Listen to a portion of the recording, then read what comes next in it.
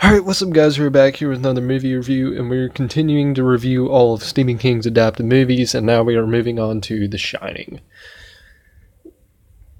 This is probably another one of my all-time favorite movies.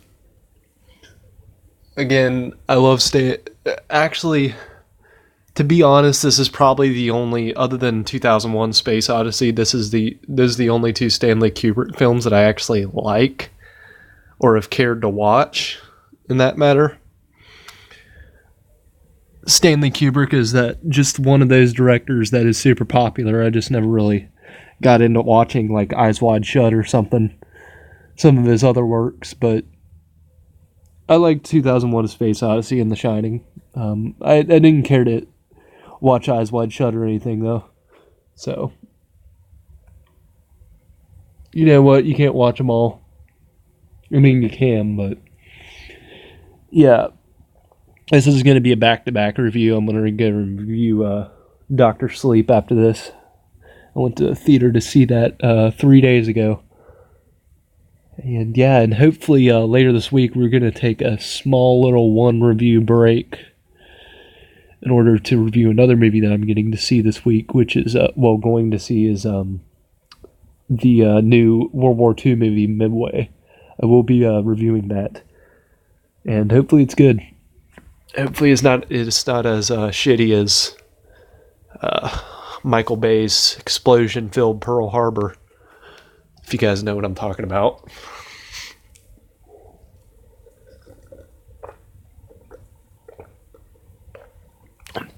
The thing that cracks me up about Pearl Harbor is not the actual event. The actual event was horrible. I'm talking about the movie, because the movie was horrible. The thing that cracks me up about the movie is that Ben Affleck's character is pretty much the same guy from Saving Private Ryan. If you watch those movies back to back and pay attention to his character, he acts the exact same in Pearl Harbor and Saving Private Ryan. It's really weird. It's really fucking weird. Because I'm pretty sure Saving Private Ryan was Steven Spielberg. But I'd love to review Saving Private Ryan too, because that's definitely, I could possibly say that's my all-time favorite movie. It would be a cross between that, Django Unchained, and oh shit, what was that? That, Django Unchained, and probably Gran Torino. Cross between those three.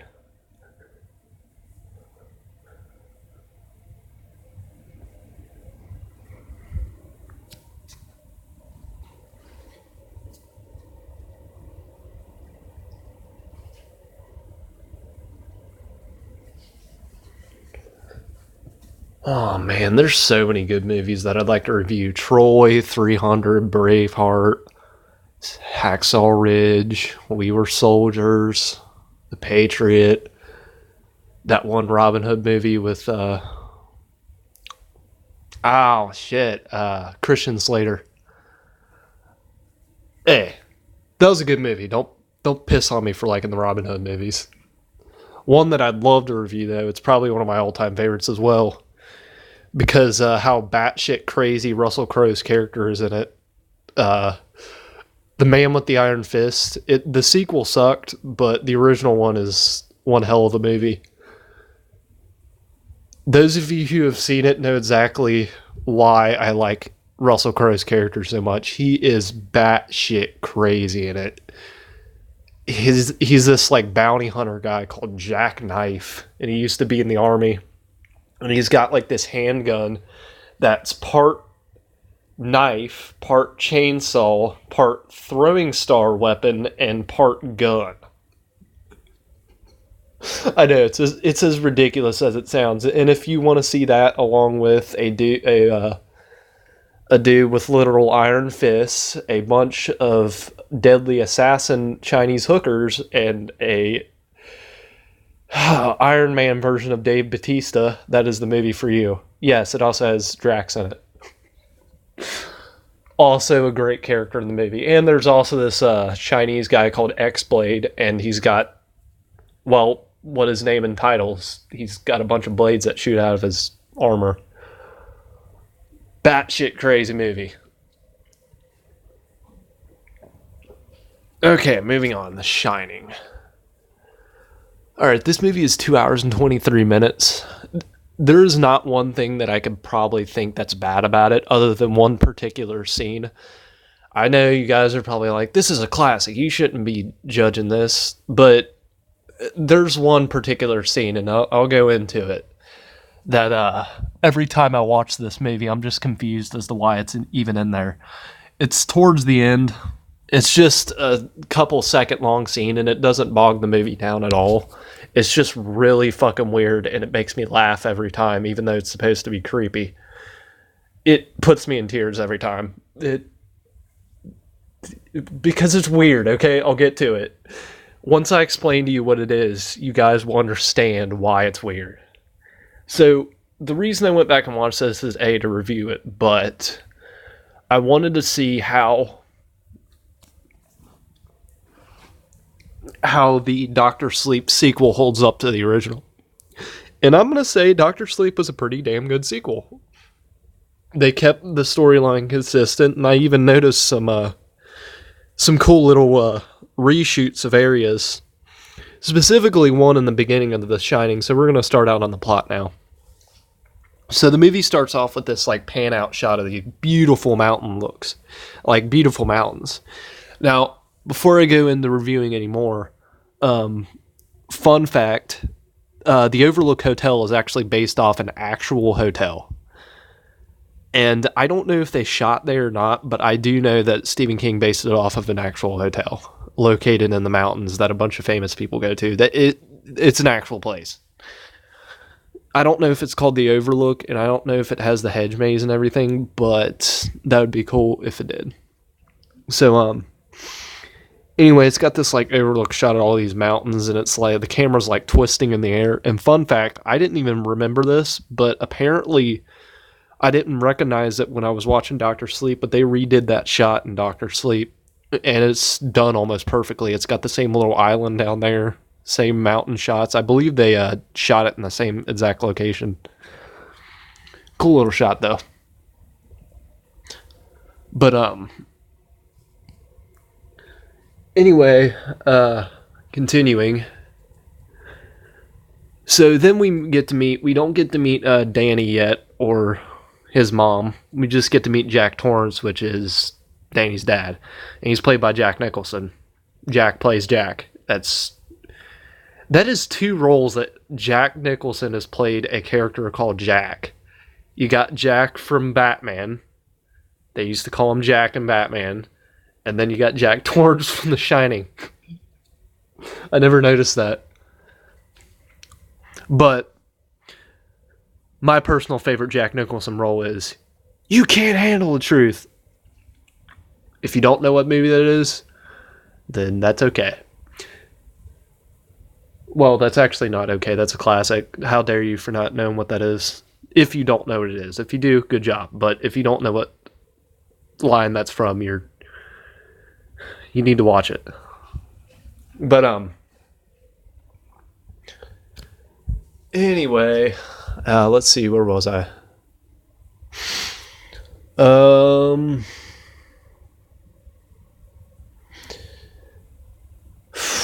So we get to meet Jack Torrance, and I guess he's like gonna be the caretaker. He's getting the job for being the caretaker of the hotel over the 3 or 4 month period that the hotel is out of order because of winter. Because apparently the snows get like snowed over.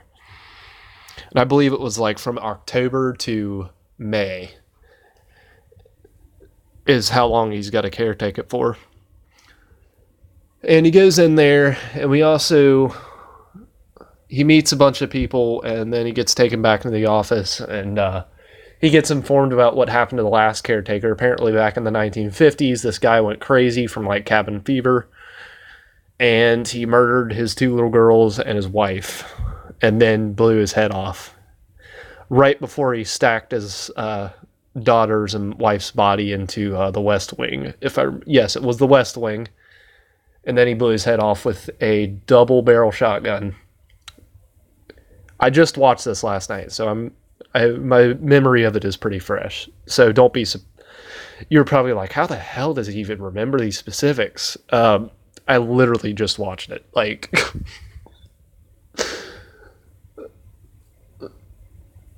anyway, then we get to meet. The next scene is we get to learn that Jack Torrance used to be a school teacher, and that's why they were in the area where the hotel is. I believe it was in Colorado, in the Colorado mountains, and then after that scene, he gets the job, and we get to meet. Like, apparently, the Overlook Hotel is 3.5 hours away from their actual apartment, and Danny and his mom are back at the apartment, and they're like watching the TV or something, and we get to meet Danny's little friend that he says lives in his mouth, called Tony. He lives in his mouth, and Tony does not want a juice box. Oh, sorry, I make off-key references like that. You know what? Someone comment if you know what I was just talking about. Tony does not want a juice box. Please tell me someone knows what I'm talking about there. Anyway, actually, from now on, if you ever hear me make an off-key reference like that, please tell me you noticed it. Because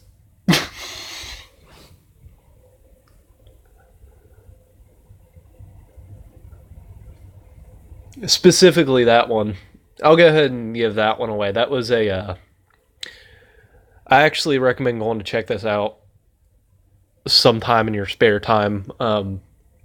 College Humor is a YouTube channel. Like, I don't know how many subscribers or so they have, but they did this one video. It was like daycare for horror movie kids.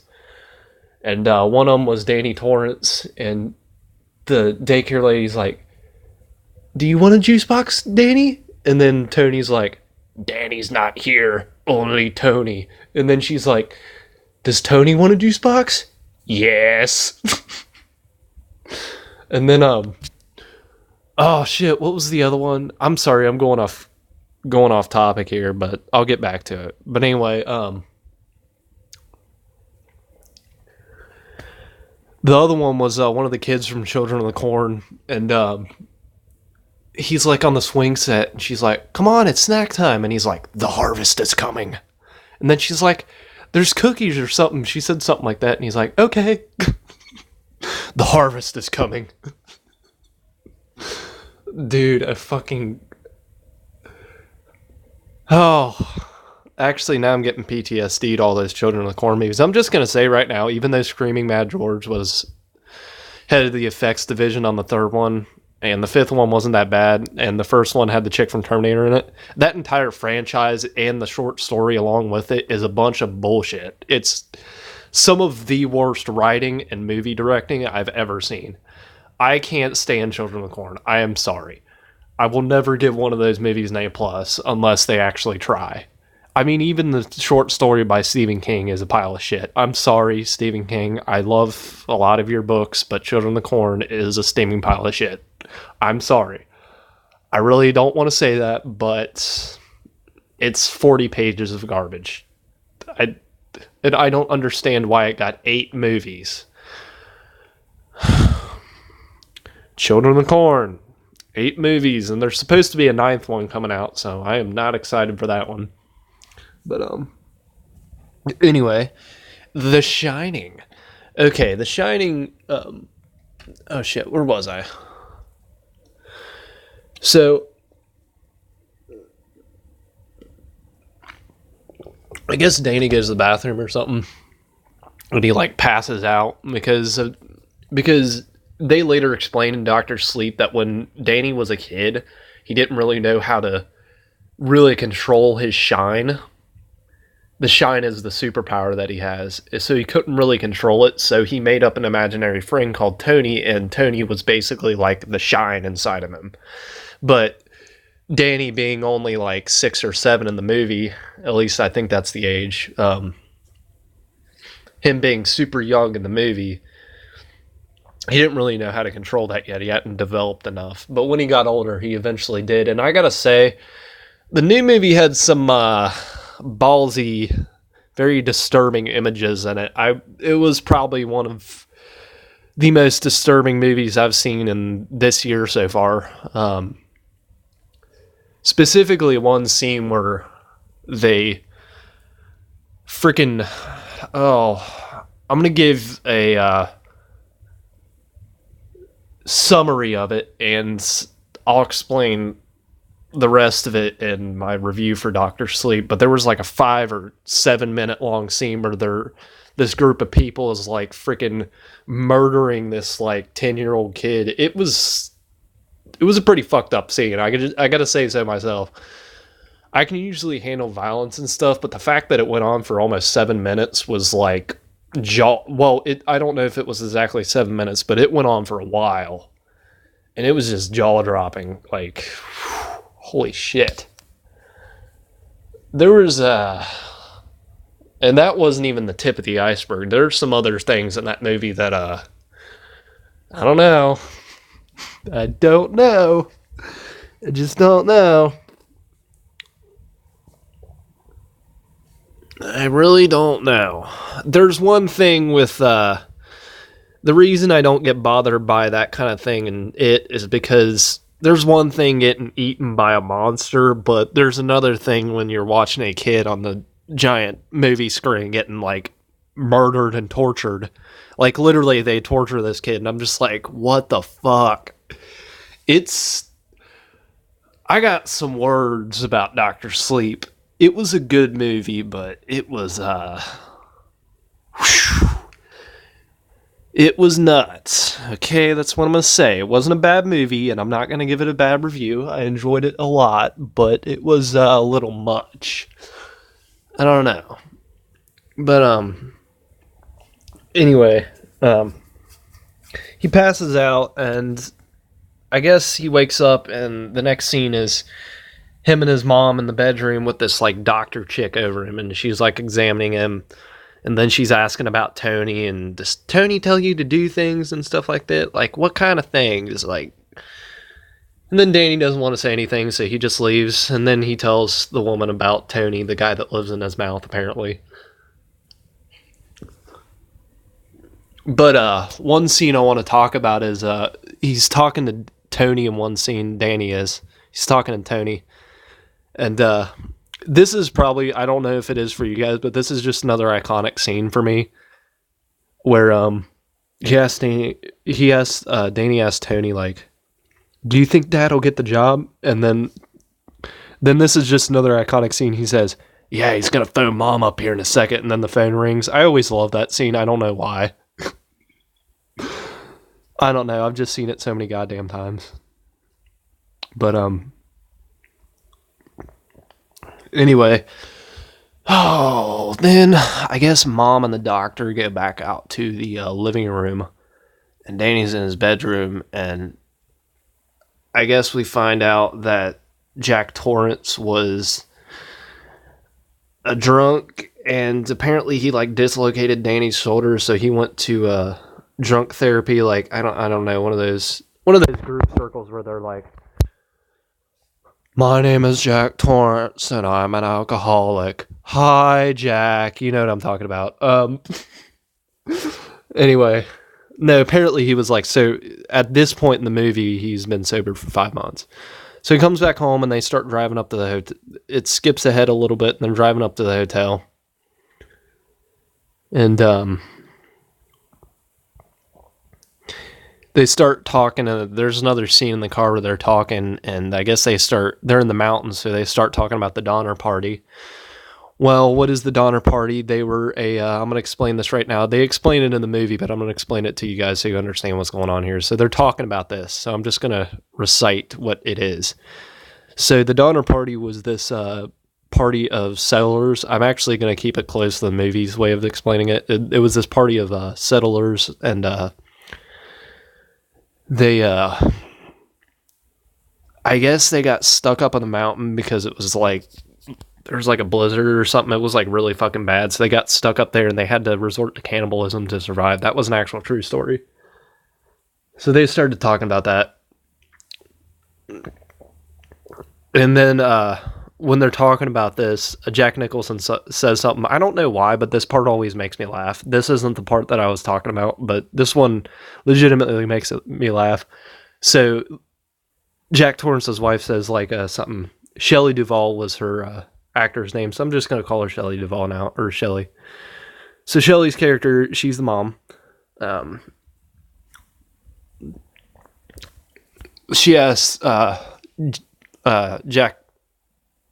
She asks her husband, like, you shouldn't be telling him about cannibalism. And then Danny says something in the backseat, like, oh, I learned about it on TV. I know all about it. And then Jack says something that always makes me laugh. He's like, yeah, he learned it on the television. It's just fine. See, he learned it on the television. I don't know why. There's just stupid little... The face that he makes when he says it is just... I don't know why. It humors me. So, moving on.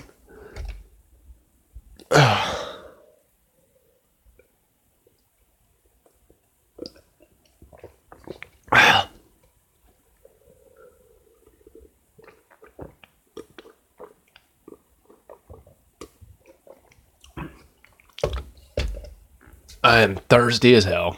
These reviews definitely make your mouth dry. Anyway,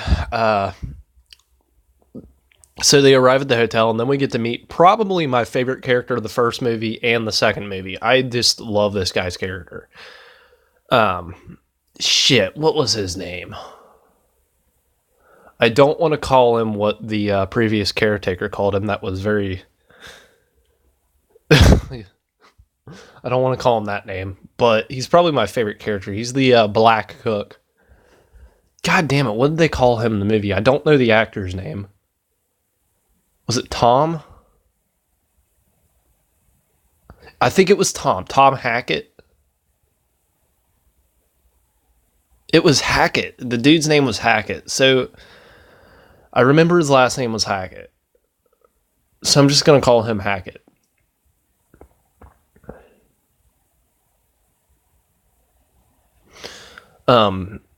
Anyway, Hackett's character was basically like the cook of the hotel, and everybody's like moving out. Apparently they shut down the bar and stuff when they leave, and I guess the family, Jack Nicholson, is moving in to take care of it with his family. And one of the last people to leave was Hackett's character, and he apparently he gets a moment where he gets to sit down with Danny, and he's talking to him. And beforehand, Danny started having visions of these two little girls, which was the little girls that got murdered there. And he's also having visions of room 237, and he's also got this vision of this elevator that fills up with blood and then gushes into the hallway in front of it. Which, again, the elevator filled with blood is just another iconic shot from this movie. There's a lot of them, but the elevator filled with blood is one of the more famous ones. And, of course, the scene where the two little girls are standing at the edge of the hallway, and then it starts flipping frames into where a picture of where they got murdered and just stuff like that. Another iconic scene from this movie. So basically, they get there, and Mr. Hackett's character gets a chance to sit down with Danny alone, and Mr. Hackett's character has the shine, just like Nanny. And he starts like doing this thing where they talk to each other inside their mind. And he tells him like, my grandmother had the shine too. And well, he says like his grandmother called it the shine, and they used to have it she had it as well. And they used to like talk to each other inside each other's minds. The shine is basically like telekinesis on steroids with extra powers sprinkled in. There's different things. So basically he told him that you'll learn about it when you get older, and he does reappear in the second movie, not the same actor, but still my favorite character. He's just this nice old man. And basically he tells Danny about the shine and what it is, and you'll understand when you get older. You'll be able to control it, and it won't be Tony anymore, because Danny in the sequel does eventually drop Tony because he learns how to fully control his powers. And you know what? They brought in a lot of new characters into the new one, and even they brought in this like I don't know, they brought in a new kid character, and usually when they do that, like they did it with I don't know, a lot of movies do that where they just bring in a new random ass character. A lot of movies do that, and usually it bogs the movie down. But honestly, she was this little black girl in the second movie, and honestly, it didn't bog the movie down at all. I pretty much enjoyed every actor in the second movie, including the guy that played older Danny. And I liked the premise of Danny locking up all these ghosts inside the boxes and stuff. I like that idea, but there was one thing that I wanted to happen in Doctor Sleep that did not happen, and I wanted it to so fucking bad. You don't understand how bad I wanted it to happen. There was a scene where the main bad guy from Doctor Sleep Danny unlocks all these boxes in his mind, and it unleashes all the main souls of that died in the Overlook Hotel. And what I wanted to happen when all the souls came out and they're like ripping this woman apart, I wanted one last soul to come out, and it was Jack Torrance, and I wanted him to get an axe and be like, "Here's Johnny," and I wanted him to ram an axe right into her chest. Dude, that would have been the greatest villain death. It would have been so nostalgic, dude. I wanted to fucking see it, and I didn't. Here's Johnny. Oh my god, I wanted it to happen, and it didn't. That's the only problem with the movie. They hit all the right notes, but that's the one thing that I wanted. I wanted a one-liner for the ages, dude. Fuck. Now that I got that out, I hope they put that in a deleted scene. But,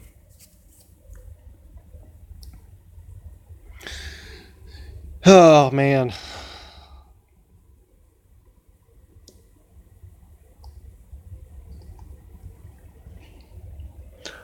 Anyway, eventually everybody leaves and they start like settling in. There's scenes. The movie's very slow burning from the next hour of this movie. It's not until the last 50 minutes that it starts to get batshit crazy. But no, slowly through the days it starts counting off the days like Monday, Tuesday, Wednesday, Thursday, Friday, Saturday, Sunday, and then they just start counting off the days and shit. All that good stuff. And then eventually, over time, you see that Jack Nicholson's kind of losing his marbles. He starts to become more douchebaggery. Starts getting more creepy around Danny. And then eventually, like, Danny starts seeing these little girls and shit. And there's this one scene where Jack Nicholson is talking, Jack Torrance is talking to, he goes into the bar room and there's this guy standing there called Lloyd the Barber. No, Barber, why did I just say Barber? Lloyd the bartender. I am tired. You gotta give me a break here. Barber, what the fuck? Anyway,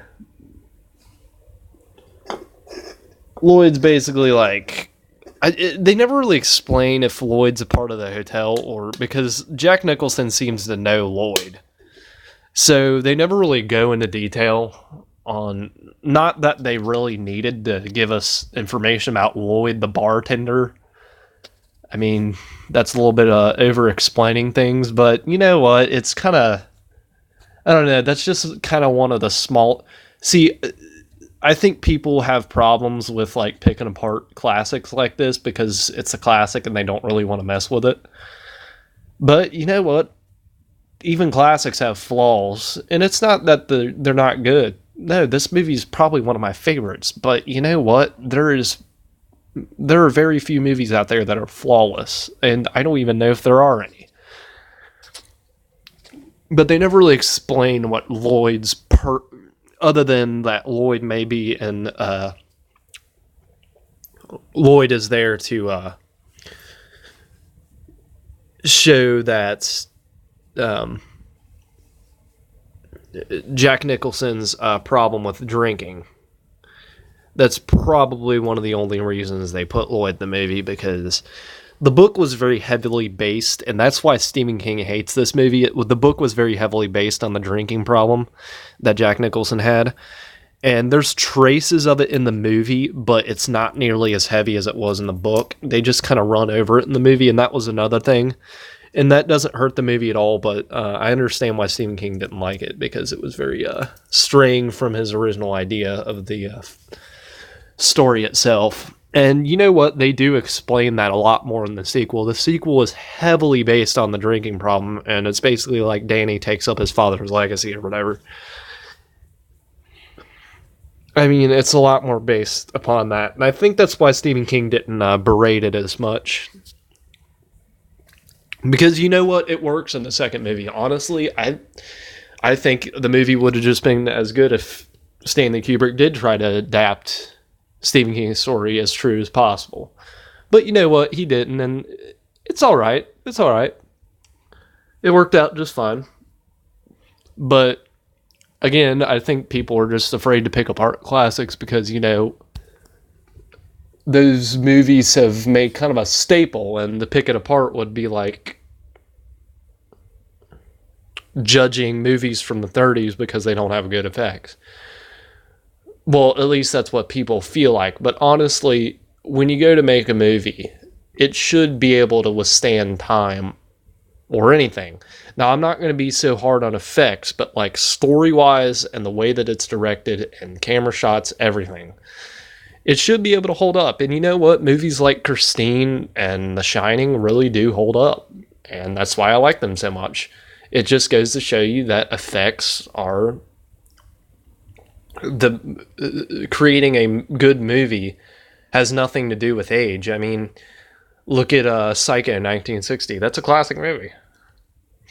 Casablanca, the original Frankenstein. I mean, the original Frankenstein's a good-ass movie. But, you know, not every movie at least has one flaw. But anyway, later we figure out that Jack Nicholson starts running into this guy, and he finds out that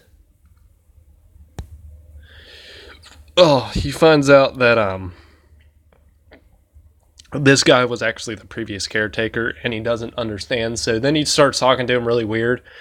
Another 5-minute long scene.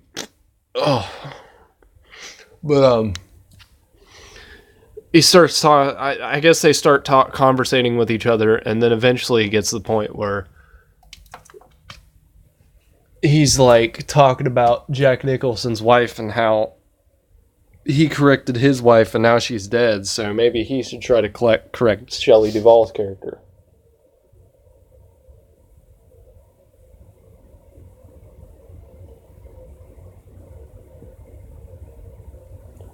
But by correct, they mean kill. Yeah, they're gonna kill her. Then we get another iconic shot where two iconic shots actually. Well, three. So the first one is Danny rolling around the hallways with his like tricycle thing, and there's a bunch of iconic shots here. I'm just gonna run over them all so I don't take forever. So the first one where he's running down the hallways and he eventually runs into the two little girls at the end of the hallway. Just the whole scene is so iconic. And then there's another one where there's like a mini version of the maze inside the main hallway or the main entrance. And Shelley Duvall and Danny are out in the hedge maze, and he looks at it, and there's little people moving down it, like he can actually see them. Another iconic shot. And then another one is where they're playing outside in the snow, and he just looks at them with like a dead-eyed stare. Another iconic shot. And then there's the scene where Danny's writing with the lipstick on the doorway, red rum, red rum, red rum. And I'll admit, this movie's still pretty creepy for a movie from 1980. There's some scenes in it that are pretty fucking creepy. So,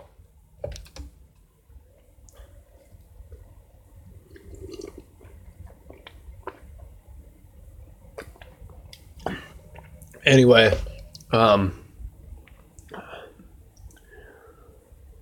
oh, so another iconic shot that we get is where, we get another scene where Jack Nicholson finally snaps and he's chasing Shelley Duvall up the stairway. And I heard that they had to shoot this scene, like, apparently Stanley Kubrick put, like, Shelley Duvall through some, like, really fucking major stress through this movie. And it, like, messed her up.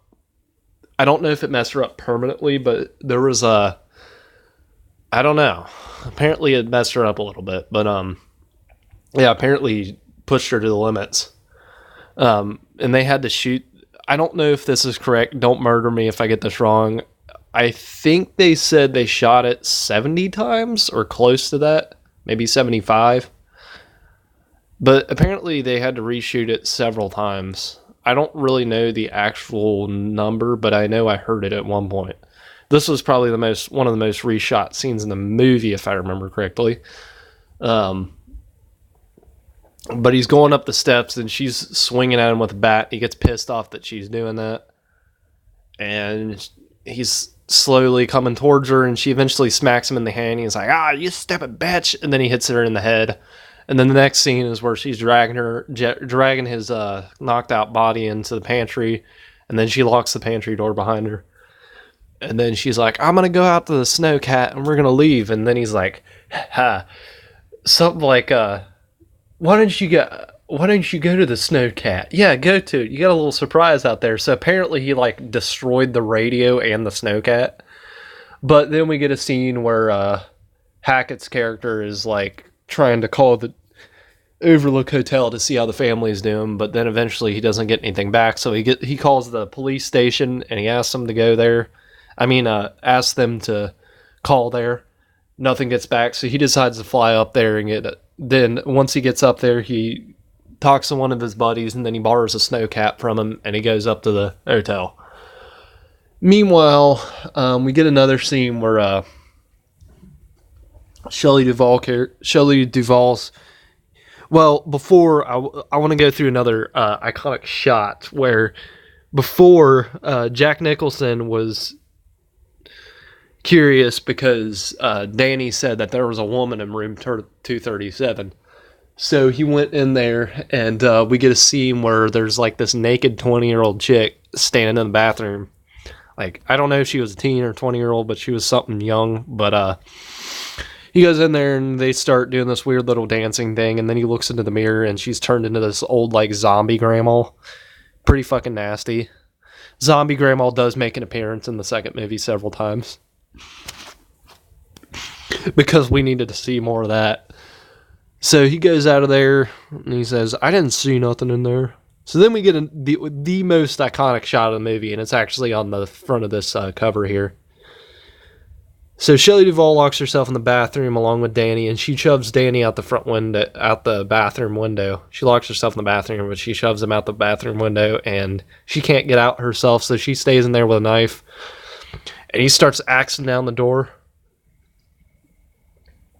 And he puts his head through the broken part of the door and he's like, here's Johnny. The most iconic shot of it. And then he puts his hand in the door to try to unlock it. And she swipes at it and cuts his hand. And then he's like, shit. And then that's when Hackett's character arrives. And he's driving up with the Snowcat and Johnny hears this. So, not Johnny. Jack hears this. So he starts going down to the ground level of the building to kill him. So he gets down there and Hackett goes inside and he's yelling for him. So Jack hides behind this pillar while Hackett's character is coming forward. And eventually he gets close enough, so another iconic shot where Jack pops out of nowhere and axes Hackett in the chest, killing him. So this kills him. And eventually, then we get the Hall of Horrors scene, I like to call it, where Shelley Duvall runs around the building while Jack's character chases Danny into the hedge maze. Shelley Duvall is running around the hotel looking for him, and she runs into the blood-filled elevator, a hallway with the little two girls in it, and then the weirdest fucking part, the part I was waiting for. This part makes me laugh every time. It's supposed to be creepy, but it's just fucking hilarious. She looks into this one doorway of this room, and there's a bed. And there's a dude in a bear suit on his knees with what I think was the ass crack cut out. And it looked like he was giving a dude a blowjob because the one dude, because he was like, had his head in between this dude's crotch. And I'm like,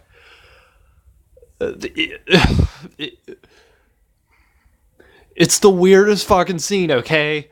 I don't get it. Why? It makes me laugh.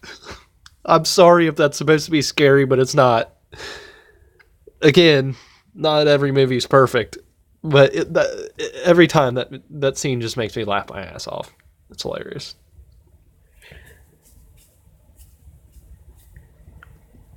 But yeah, she runs around and eventually she goes outside, and then we go to another shot where Danny's running from Jack in the hedge maze, and eventually he like backtracks his steps, and then he loses his dad. And then eventually Danny gets out of the maze, and Jack freezes to death in the maze, and they escape in the Shelley Duvall and Danny escape in the Snowcat. And the next shot is Jack Torrance's character frozen in a standstill position, which is another iconic shot of the movie. Probably the second most iconic. So then we get another shot of a picture on the hotel wall, and it starts zooming in on it. And eventually we see that Jack Nicholson is inside the picture, and it's from 1921. He basically became a part of the hotel. So, yeah. And then the movie ends. Oh, man. The Shining. I'm going to give this movie an A+. It's good. It's good. It's amazing. One of my all-time favorites. Love it. Great score. Got some weird parts, but pretty cool. So remember to leave a comment, like, and subscribe.